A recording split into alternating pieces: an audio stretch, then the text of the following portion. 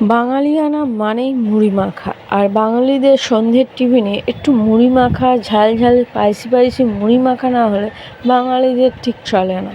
তো মিমির ব্লগকালে নিয়ে চলে এসেছি আজকে মুড়ি মাখা। তো আমরা 6 জন খাবো বলে খানিকটা মুড়ি নিয়েছি, তাতে সর্ষের তেল দিয়েছি, খানিকটা শসা কুচি দিয়েছি, লঙ্কা কুচি দিয়েছি, চানাচুর দিয়েছি, আর পেঁয়াজ কুচি দিয়েছি, আর তার সাথে লেবুর রসও দিয়েছি, খানিকটা লেবুর রসও দিয়েছি যাতে একটু টক টক জিনিসটা আসে। আরও অনেক কিছুই দেওয়া হয়, তো আমরা জাস্ট হট করে খাওয়ার জন্য।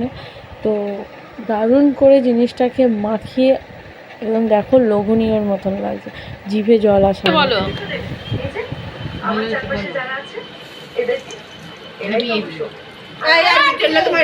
তুমি বলো কেমন হয়েছে?